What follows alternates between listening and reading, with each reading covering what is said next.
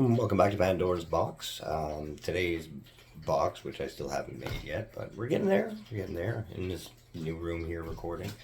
Still using my phone, but I did find an old laptop with a webcam on it, so I'm not going to be able to afford anything to make really high quality videos until I get fishing and after the first month is over and things slow down a little bit. So maybe I'll try using that and see what I can do. So today's video is for Alex Vriend. He made a bold claim that liberals have no sense of disgust, and then he cited a video in the live stream from Plaid Army. So then I asked him to share the video, and he gladly obliged, and he shared it on his Telegram, and I watched it, and so now we're going to address it, because I told him I really didn't have time to do it on Twitter, and I honestly just didn't have the energy for it last night. But I do want to make a correction, an apology. Apparently there was nudity of a man exposing his penis as he's hopping down the street at a pride parade in Toronto. That's not for me. I wouldn't bring my children to it, but I'm not going to judge or pass opinion. This is up to the queer community to address, not me. But no, if I knew that sort of stuff was going on, I definitely wouldn't bring my own kids down there. That's not the way that I want to teach them about their bodies and having, not being self-conscious about it. They're not old enough for that yet. So once they are a little older and they've developed a strong sense of self-love for themselves and their body, then maybe they want to go down and they can make that choice. But for me right now, no, I can't. So yes, I was wrong, and I did the research, and no problem, mistakes happen. So anyways, I know it's been a long intro. Hope you enjoy the video. We're going to start with a video, and then we're also going to do a little bit at the end with some articles that are cited inside. I guess his name is Dice. So enjoy.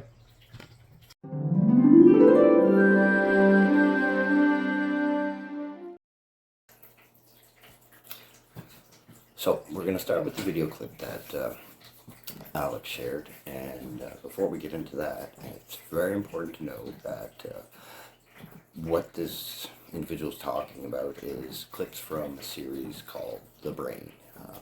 You can find it on PBS. As far as I know, this is from episode 4, but don't know for sure because I haven't been able to find any access to it without paying for it yet. Maybe it'll become free later, not sure. But for the time being, I haven't been able to watch it all in its entirety. So we only get bits and pieces. So let's see how he's going to take this. In a PBS documentary series about the brain, neuroscientist David Eagleman visited Virginia Tech's Research Institute to talk with them about how they discovered that they could tell whether or not somebody was a liberal or a conservative from a brain scan. And when you find out why they're able to tell the difference, well, I mean, you're not going to be surprised, but your suspicions will be confirmed. Montague has found a link between a person's politics and one basic reaction: disgust. He has volunteers go into an MRI scanner where they look at a series of images. I show them somebody with a knife to somebody else's throat, physically threatening stimulus, a dead corpse, something that was gross, like fly. Okay, so I'm pretty sure the Nancy Pelosi was added into there, spliced into there. Don't think that was part of the actual docu-series. However, getting back to what the gentleman was saying, the description of the pictures are showing. They're showing things like rotting meat and a violent situation of a man attacking somebody. So just bear that in mind. Those are important things to remember. It's on a salad or something like this.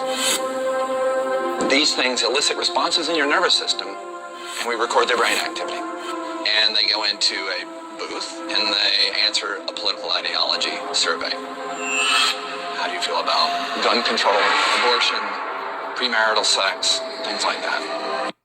So again here, gun control, premarital sex, things like that. Okay, so these are just, you get an idea of what they're looking at here, okay? for determining, depending on if they're conservative or liberal. Montague's results are striking. The greater the disgust response in the brain, the more conservative the person is likely to be.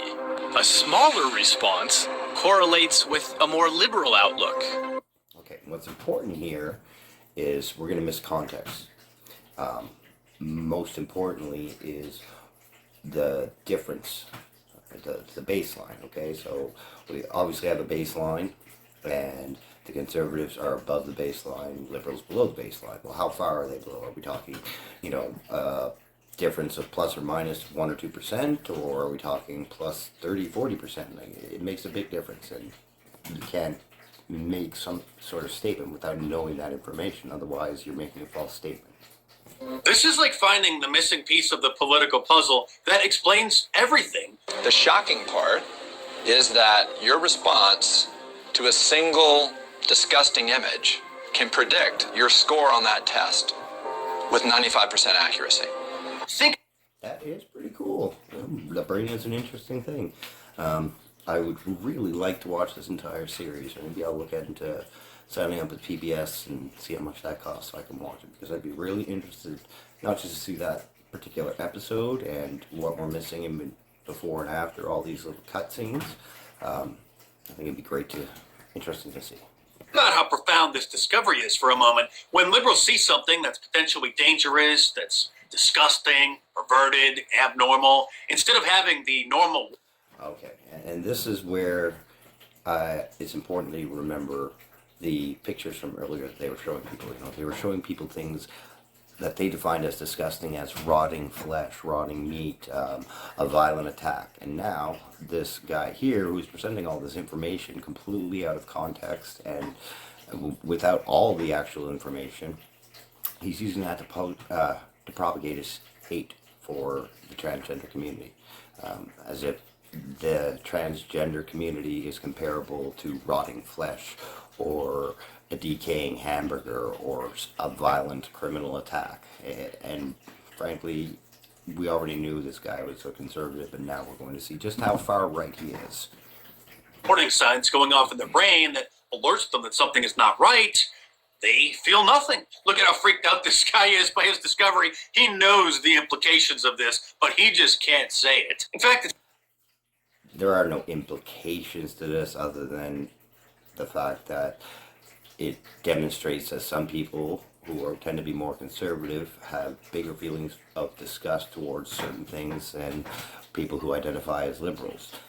That can be a number of reasons for that. One could be desensitization to seeing that sort of thing, because liberals tend to be more involved in activism and what's going on, and so they see a lot more of the crap that normally you all are dishing out. seems to be the exact opposite with liberals. They're repulsed by normal things like responsibility, jobs, families, and beautiful women. Seriously, this might explain the whole fat is beautiful phenomena, where the liberal media says that women like Amy Schumer and Lizzo are beautiful, and Sports Illustrated is putting obese women on the cover of the swimsuit edition. I'm sure you know that many liberals are so confused these days that they're coming up with new genders named after their favorite food. Because as you can see, he just is using this to go on a right-wing tirade to attack people who are obese or large, beauty standards, to attack liberals who... Where did these guys get this stuff that we avoid work? This is just pure propaganda piece, nothing more. For example, cake gender. I know a few people who personally use this. It's typically described as them feeling light and fluffy or sweet and warm, and it's not something that you could typically describe with the terms masculine, feminine, androgynous, etc. Another example of cake gender would be if someone feels like they have different layers or flavors to their particular gender. You know, the discovery at the Neuro... And I just want to make a comment here. She is not saying people identify as a cake. They use the term cake to describe the way that they feel because it's an analogy, a metaphor. Pick up a dictionary, learn some new words. Imaging lab at Virginia Tech fits in with other research that's been published in the American Journal of... let's take note of this. New York Post, science says liberals, not conservatives, are psychotic. We're going to come back to that article. Political Science, which found that liberals tend to be psychotic. Surveys have also found that We're also going to examine the why conservatives find life more meaningful than liberals article that he's referencing here as well. That one. conservatives find life more meaningful than liberals because, well, obviously they're miserable. And they're the ones who are always saying we should trust the science about global warming and the changing of the seasons. Well, the science shows that there's something wrong with Democrats' brains. The basic mechanisms in the brain that are supposed to alert humans about what is abnormal and what should be avoided aren't working. And we haven't been saying liberalism is a mental disorder as a joke. We've known this. What is funny, however, is my... Alright, now I'm not going to let his video finish here because it's nothing more than marketing for his merch, which is all far-right propaganda crap. And I just don't feel like sharing it off crap. There it is, Mark Dice. Anyways, I'll just edit that part out after. But no, this at first glance, I could see how a right-wing moron would run with it and think that, oh, look, I got you on something. But I'm a little disappointed in you, Alex. You're usually a little smarter than this. So we're going to go ahead and take a little break here for a second, and we're going to examine those articles that he's using to back up all of this, which is, again, all of it's taken completely out of context. There lacks a complete volume of information that we don't have to make any sort of decisions on what they mean. And I'm going to demonstrate that using the articles that Mr. Dice here shared during his little hateful rant of bigotry.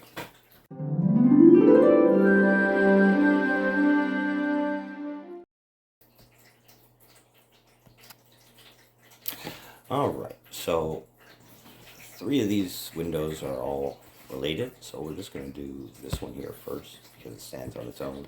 And I realize the article is not exactly the same one from the video, however it is the same content. So, why conservatives find life more meaningful than liberals. Makes it sound like liberals don't have very much joy in their life or meaning. So let's see what the article has to say and what they're quoting. Yeah, polarization. Okay, so they have a new study. 16 people in 16 countries reported that conservatives were feeling more meaning and purpose in life than liberals did. 5 studies, all each replicated. Conservatives found life more meaningful in data sets from several countries in the 80s, 2007, 10, and 17. In other data sets, they found greater meaning in life when the measures were taken at the end of every day for 2 weeks. Clear sense of purpose. In another analysis, social rather than economic conservatives were especially likely to find meaning regardless of religious belief. Much of this data was collected before 2016 and outside of the United States. So while the data could have some relevance here in in North America, Canada, United States, it doesn't actually reflect North America. But I digress. Let's continue anyways. So here we are. This is kind of important. The differences, granted, were pretty small. Being a conservative, the paper found, only influences the level of meaning you find in your life a small amount. Roughly the same as income and physical health influence your sense of meaning. Think of it this way. Switching from being a moderate liberal to being a moderate conservative is similar to making $90K a year rather than $60K in terms of how much meaning it adds to your life. This small effect size means that people won't be able to predict a person's sense of meaning in life just from knowing that person's political orientation. So basically, it's a clickbait article. Because the difference between conservatives and liberals in finding meaning in their life is so negligible that you wouldn't be able to actually tell from one person to the other. And it really comes as no surprise that someone like Dice claimed that this is some sort of ooh, gotcha moment. It's not. Now, on to the New York Post. So, science says liberals, not conservatives, are psychotic. That word's important. We're going to come back to it shortly. Turns out we're the real authority. So, a political science journal that published an off-cited study claiming conservatives were more likely to show traits associated with psychoticism, not psychosis, now says it got it wrong, very wrong. Here is their link to the correction, which is wrong. So that tells me they didn't even take the time to do even just the modicum of research to add a proper link. So I'm willing to guess that the rest of the article isn't going to be that great or unbiased. All right. So, and for the record, that is true. They did retract it or make a correction. The interpretation. Okay. So I think psychotisms are more conservative, but they are actually more liberal. Okay. Now, I think psychotism is not psychotic in the way that it's being represented here. They're representing it as a psychopath or psychopathy, which it's not. And we're going to get into that in just a few minutes here. And where those original manuscripts reports those higher in neuroticism, important, we're going to get to that, and social desirability are more liberal, they are in fact more conservative. So what the article is repeating from the retraction is that liberals tend to be suffer or be psychoticism, and neuroticism is found in conservatives. Very important. We're going to look at those in just a minute, both the definitions, because they're important when we get to the retraction. Now they're here, they're mad because it's been cited 45 times. What they obviously didn't read it either, or they probably would be writing a different article or no article at all. So, and very important here, actually that'll come up in the retraction. So let's go first over to definitions. Psychoticism is defined by Eysenck as a personality type that is prone to take risks, might engage in antisocial behaviors, impulsiveness, or nonconformist behaviors. That sounds like me. Sounds like a lot of people I know. So, yeah, I'm a liberal. Well, not really liberal. I'm a leftist, but either way. So, for sake of argument, I'm a liberal. My friends are liberals. So we'll say we all have psychoticism. Doesn't sound too bad to me. We might get into trouble from time to time, make rash decisions, but for the most part, it doesn't seem like any dangerous behavior or anything that would hurt ourselves in any way or stunt our mental development. Let's move on to neuroticism. It's a personality trait that includes anxious and nervous behavior and a frequent feeling of worry. Sounds like a lot like anxiety. But you can see how anyone who has anxiety and a nervousness knows how that can escalate in your mind, and you can come up with different scenarios, crazy scenarios that would never happen, but you replay them in your mind over and over again, and then you start to worry about things that you don't even need to worry about, and then eventually it leads to a place where you're worrying about things that aren't even real or aren't even happening. So now that we have the definitions, let's go over to the retraction. We'll scroll back up here. So here it is. Correlation, not causation, the relationship between personality traits and political ideologies, the American Journal of Political Science. This is the retraction that they were referring to, that they didn't bother to find in the New York Post. So here you have, same thing that they had in the Post, on the New York Post, that they made the retraction, and that psychoticism is related to the liberals, and neuroticism is related to conservatives. Now, it's really interesting, now that you know the definitions, and you can probably just flash back if you need to, a quick reminder. This part, pages 40 and 41, are really interesting, and I'll try to only read the highlights of it, but you can go and find this. I am going to provide links for all these sites in the description. So that is, neurotic people are less likely to support public policies that provide aid to the economically disadvantaged, public housing, foreign aid, immigration. Moreover, neuroticism is unrelated to social ideology. This finding suggests that neurotic individuals cope with their anxiety by supporting more conservative economic policies rather than conservative social policies. Thus, it appears that people who are motivated to present themselves in a socially desirable light also present themselves as socially conservative. So they put on a show. And their fear and their anxiety prohibits them from seeing other people getting help for some reason. But from what I'm understanding, it would be much preferable if more people were suffering or were I can't even remember the word. I'm so sorry. It'd be better if we had few neuros in our myths and more psychos, according to this study.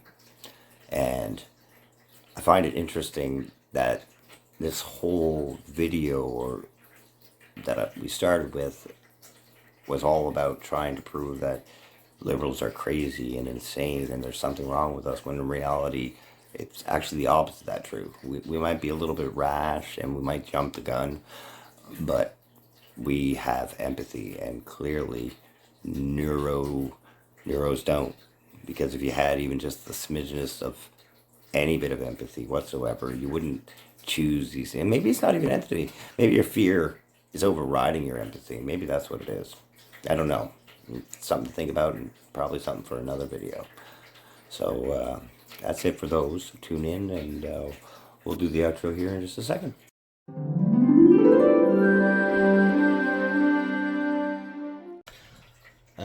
Again, I didn't get the opportunity to watch the entire series, so there's so much information lacking, so much context lacking, that to make a video like this guy did, it is just nothing more than an attempt to spread his own hate and propaganda.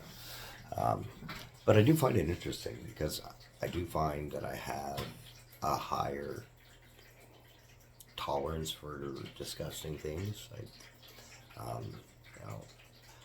I don't mind blood and guts and gore. They don't turn my stomach. I've seen corpses. I've held them. Not came out wrong, but like there was a car accident and I had to crawl into the vehicle and hold a woman still, and she died. Anyways, point being is that there isn't a lot that really disgusts me. And while the study claims that they can figure out I'm a liberal because of that, I'm not sure that has any relevance to why I lack disgust. It has nothing to do with my political leanings. But I don't really lack disgust in other areas. I mean, I do feel disgust. I'm disgusted by hate and bigotry and transphobia and so much of what this new right wing is preaching. I mean, those things disgust me. But rotting food might turn my stomach if I smell it or something. I mean, things like that. But I mean, for the most part, I guess I'm desensitized to it, and I don't know if that's from media that I've consumed or life experiences. Like I saw my first compound fracture when I was 5 years old. A guy on a motorcycle slammed into a car backing out of a driveway, and for some reason my babysitter brought me down to see it. Maybe she was going to see if she could help. Anyways, guy's leg bone was sticking out of his leg. Like, well, I can still remember 5 years old. So maybe it has something to do with life experience. Maybe it has something to do with, I have a morbid curiosity. As a teenager, when the internet first came around, rotten.com, I spent some time on there looking at pictures of deaths and things like that. And why I did it, I don't know. I'm just curious, I guess, interested. And I mean, even now, more recently with the advent of social media and video capturing devices that we all carry around with our hand, it's even more prevalent and easier to find. And I think maybe that is working to desensitize people. And maybe it has to do with the media that each particular type of individual is consuming. I mean, look at the difference between, like, say, Fox News and formerly CNN. So, I mean, it's anyone's guess, but like I said, there's far too little information for anybody to make any sort of statements or claims just on what this guy showed. And it's clear that nobody here read these articles, nobody did any background research, nobody watched the actual docuseries. All they did was they plucked bits and pieces of things to convince people who are scared and confused, upset and angry, and don't know who to blame or what to blame, because there's so many things causing all these problems that there isn't just one answer. There's not one person responsible, and these people are offering these others an easy solution. And when you're scared, an easy solution, pretty easy to accept it. So I think that's where our rise is coming from. We've been going through something for the last 3 years that we haven't seen in almost 100 years, over 100 years. So we don't know how to deal with it. And, I can understand why people are scared. What I don't understand is why people like you, Alex, go out of the way to scare them even more. I don't know.